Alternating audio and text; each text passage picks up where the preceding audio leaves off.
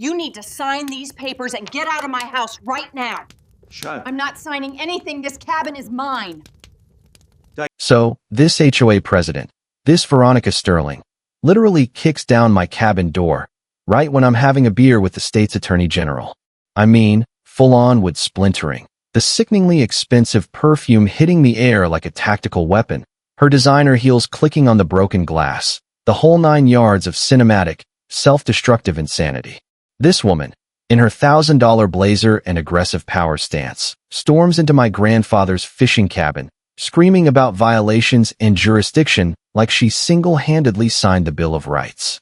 Zero clue who she just barged in on. Zero clue she's actually live-streaming her own arrest warrant to 3,000 followers who thought she was a neighborhood hero.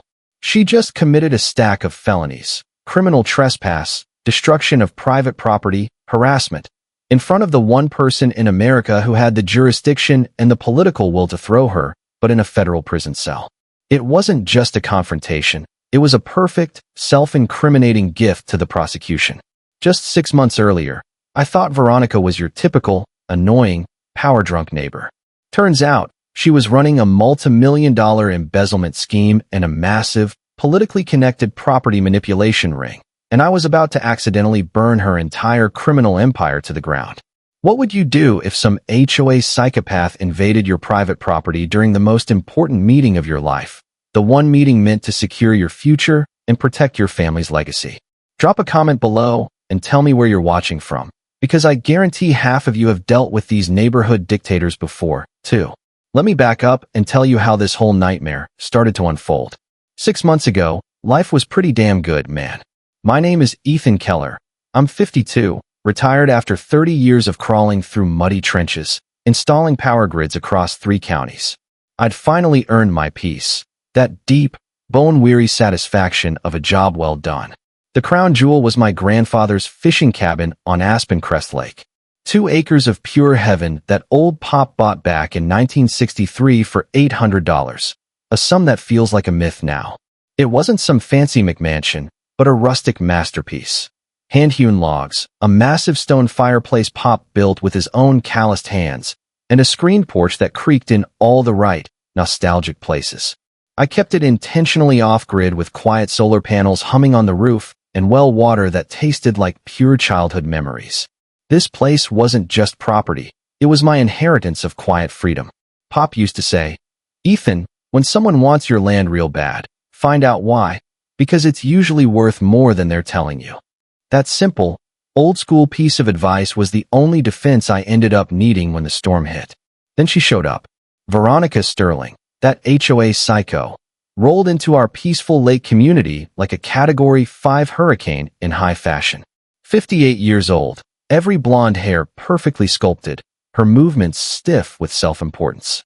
She drove a pearl-white Escalade with vanity plates that read Rule 1, and wore her HOA president badge pinned to her blazer like it was a sheriff's star she'd somehow purchased online. Her declared mission: transform our rustic, lived-in lakefront into an upscale resort community. Her real mission was pure, cold profit, facilitated by driving down existing property values. Here's the key detail that haunted me later. 3 elderly couples had already mysteriously and abruptly sold their cabins to all-cash buyers within 2 months of her arrival, all claiming they just wanted to downsize after decades of residency. Her first act of war came on a Tuesday morning. I'm drinking black coffee on Pop's porch, watching the loons, feeling that perfect morning calm, when I hear those heels clicking aggressively on my private dock. 10 minutes later, she's taping a violation. Citation to my screen door. Unsightly dock structure damaging community property values. Fine, $500, and a 3-day compliance window. The sheer nerve of it was staggering. I tried to explain that the property predates the HOA by 40 years, giving me a classic, legally documented grandfathered exemption that supersedes their new aesthetics rules. You know what she said to me, standing there in my own driveway, completely dismissing decades of legal history? "Everyone on this lake answers to me, sweetie. Ask the Hendersons how well fighting me worked out for them." The Hendersons were one of the couples who'd just moved out. The blood ran cold, man. By the end of the week, I had 3 more citations for my perfectly clean solar panels, my small vegetable garden, and even the natural rock wall Pop had built. Veronica Sterling had declared a personal war on my family's legacy. I didn't know I'd just painted a huge target on my back in a game much, much bigger than petty neighborhood politics. This was about corporate land grabs. Veronica escalated fast, pivoting from aesthetic complaints to serious legal threats. 3 days after my deadline, a certified letter arrived from Sterling and Price LLP, a firm that charged hundreds an hour, threatening a substantial lien on my property and demanding $3,000 in retroactive violation fees. My first instinct was pure panic. I was a retired lineman against a high-powered law firm using legal intimidation as a weapon. But I remembered Pop's rule. The real truth is always buried deep in the county records. I drove straight to the county courthouse and, with the patient help of the kind clerk Ms. Gloria, who remembered Pop fondly, I found the original property surveys. What I found made my blood boil with righteous fury. Pop's deed from 1963 was crystal clear. It included 50 feet into the lake. That dock was unequivocally on my property, and the HOA was established 35 years later. My claim was airtight, but that didn't stop the harassment. Armed with copies, I drove back only to find Veronica's pearl-white Escalade parked sideways across my driveway, directly blocking my exit. "I'm just reviewing the community parking regulations," she purred with that malicious smile, her engine idling. Here I was, a grown man who built half the county's electrical infrastructure, being held hostage in my own driveway by a suburban dictator. A moment of pure, maddening power abuse that felt like a deliberate challenge to my manhood and my freedom. The message was clear: I control your movement. I control your life. She then transitioned to psychological warfare and social isolation. She organized the Lakeside Beautification Committee, a thinly veiled hit squad, to isolate me socially, posting Facebook attacks that painted me as an eyesore property owner and a neighborhood threat. Neighbors I'd known for decades started actively avoiding me, crossing the street, looking down. 3 privately confessed Veronica had threatened them with citations and fines if they didn't complain about me publicly, including threats to report their own non-conforming sheds or children's basketball hoops. That betrayal hit me hard. Then, the vandalism started. I found bright orange spray paint covering my mailbox. Comply or leave. My security camera caught Veronica's Escalade at 2:30 a.m. The evidence undeniable. When I called the sheriff, her nephew, Officer Rick Thompson, took one look at the report and, with an arrogant smirk, dismissed it. Probably just kids. You know how they are. It was immediately clear the conspiracy extended beyond the HOA board, reaching high enough to shut down any local police involvement. Next came the sophisticated bureaucratic harassment, designed to exhaust me financially and mentally. Veronica weaponized the county against me, calling in nonstop, frivolous inspections, building, environmental, fire marshals. I passed every one, often exceeding current code. The fire marshal checked the grounding on my solar panels, the building inspector measured the pitch of my roof, and the environmental officer tested the soil around my well. But each visit created an official paper trail painting me as a problem property owner. I spent weeks of my retirement fighting paperwork and paying legal consultation fees, not enjoying the lake. Meanwhile, she got herself interviewed by Channel 7, using selective editing to make my cabin look like a dangerous shack, and calling herself a brave advocate protecting our children. It was a masterclass in psychological propaganda designed to turn the community against me. My lawyer buddy, Ben Carter, stopped by and mentioned something critical. The Attorney General's office was investigating similar HOA corruption across the state, harassment patterns driving down property values before mysterious all-cash buyers swooped in. Turns out Veronica's husband, Jeffrey Sterling, wasn't just some minor state employee. He was the state ethics commissioner, connected to development plans and political favors. This wasn't local spite. It was systematic, politically backed fraud designed to clear the area for high-density, high-profit resort development. The breakthrough came while organizing paperwork for Ben. One violation notice mentioned the Lakeside Estates' Community Improvement Fund. That phrasing was a massive red flag. I went back to Ms. Gloria at the courthouse and dug into the HOA's required annual financial filings, or lack thereof. The numbers were staggering and totally fraudulent. Veronica had systematically collected $280,000 in fake assessments from homeowners for dock repairs that never happened, pure theft. She had funneled $150,000 to a shell landscaping company, Sterling Grounds and Maintenance, owned by her family, which was incorporated exactly 3 weeks after she took office, clearly a money laundering operation. And she had filed $95,000 in bogus insurance claims for storm damage that simply didn't exist, according to cross-referenced National Weather Service reports. This wasn't just driving down values. This was simultaneously embezzling nearly $500,000 from the community fund. Veronica wasn't just running an HOA. She was running a sophisticated, multi-layered criminal enterprise that leveraged political power for financial gain. And I had the proof to hand the entire case to the AG. The Attorney General's office and FBI agent Rebecca Torres confirmed my documentation was the missing piece to tie together multiple statewide investigations, including wire fraud and political corruption rings. They wanted to catch her in the act. Ben suggested the perfect bait. The AG should hold a press conference at my cabin to announce new HOA reform legislation, the Keller Act, to symbolize the protection of homeowner rights. Agent Sarah Mitchell's eyes lit up. Veronica's desperate need to control the situation and steal the spotlight would override her common sense and push her to a reckless confrontation. The trap was set. We prepared for a controlled confrontation scenario. Hidden professional recording equipment was placed throughout the cabin, disguised as smoke detectors and decorative items.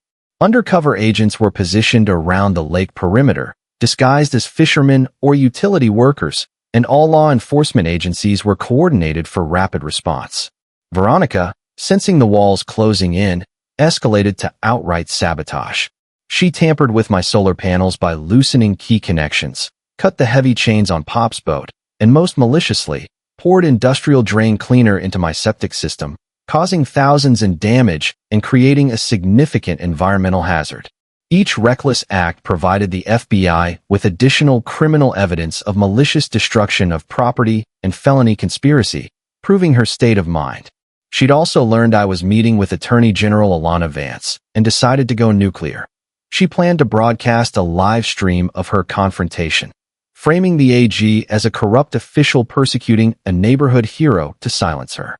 She was walking into her own execution. Attorney General Alana Vance arrived at 9 a.m. on the day of the setup. She was exactly what I needed, a woman of quiet authority, focused and sharp. We were deep in discussion, reviewing the wire fraud charges and witness intimidation evidence, when we heard it. The distinctive, aggressive roar of Veronica's Escalade pulling in way too fast. Car doors slammed. Voices shouted instructions about camera angles, her pitiful live stream crew. This is it, folks. Veronica's voice carried clearly through my windows, laced with theatrical outrage. We're about to expose the corruption. Crash. The door exploded inward, wood splintering everywhere. The sound was deafening. Veronica stormed into my living room with her phone held high, live streaming everything, completely oblivious that she'd just committed multiple felonies in front of the state's chief prosecutor. The expensive perfume was suddenly overpowered by the smell of ozone and pine splinters. I demand to know why the Attorney General is secretly meeting with this man, she screamed, waving her phone like a weapon, her voice cracking with fury and desperation. This is government harassment. This is illegal. The look of total, frozen terror on her face when Attorney General Vance calmly stood up from Pop's recliner and displayed her official identification was absolutely priceless. A moment of pure, immediate, bone-chilling regret captured perfectly by her own feed. Mrs. Sterling, the Attorney General said, her voice calm and absolute. I am Alana Vance, Attorney General of this state. You have just committed criminal trespass, destruction of property, and witnessed intimidation in my presence, and your entire criminal performance is being recorded by both my office and your own social media broadcast.